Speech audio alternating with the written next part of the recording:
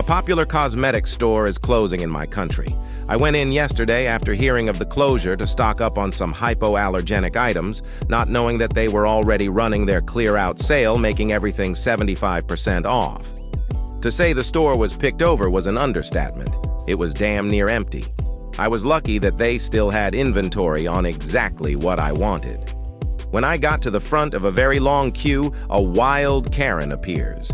Cutting in front of the line that is no less than 10 deep, she demands that they look in the back for a rose-scented hand cream she was unable to find on the sales floor. The woman at the counter assured her that all the inventory they had was out on the floor and that if she was unable to find the item, they were sold out. A normal person would accept that a store, with mostly empty shelves, probably does not have the inventory to fill those shelves. Not a Karen. She understood "we don't have it" to be the start of the conversation. The Associated called out next, and as I approached the counter, Karen held out her arm to block me and said, "I'm not done yet." Karen is insistent that they find her item and will not take no for an answer. She continues to badger the employee, pulling out winning lines like, "It's the only item I can use." "You had it yesterday? I have been a customer for years. This is the third store I have been to." The employee with each statement reiterates what you see is what we have. Still not satisfied, Karen, of course, asks for a manager, refusing to move until the manager appears. At this point, I say to her, "Could you please step aside while you wait so the line can progress?" This was met with her rudely telling me to mind my own fucking business. A normal person would accept that a store, with mostly empty shelves, probably does not have the inventory to fill those shelves. Not a Karen. She understood "we don't have it" to be the start of the conversation. The Associated called out next, and as I approached the counter, Karen held out her arm to block me and said, "I'm not done yet." Karen is insistent that they find her item and will not take no for an answer. She continues to badger the employee, pulling out winning lines like, "It's the only item I can use. You had it yesterday. I have been a customer for years.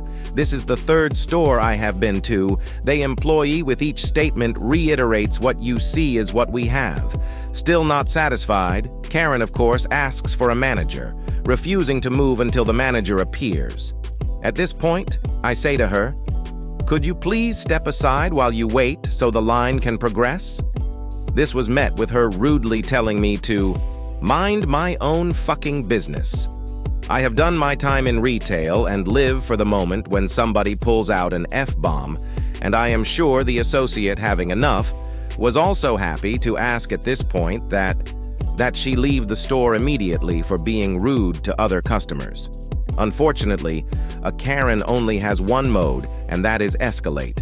I have now committed the cardinal sin of making a reasonable request of a Karen and have inadvertently made myself a target too. She then turns back to me and yells, "See what you have done? I am just trying to get some help here. Now they are throwing me out because you couldn't keep your mouth shut. If this was somebody in trouble, you would probably mind your own business, but no. You have to be a bitch because I am just trying to get some service." A few of the customers in line join in calling her a Karen and noting she was in fact the one who was unable to keep her mouth shut. This only emboldened her to champion for her right to rose-scented hand cream. She then begins to berate every customer who dared question her approach to the situation. Everybody is a bitch. Everybody needed to shut up. We just didn't understand customer service. Finally, the manager appears with the full bin of Ria-meaning hand cream.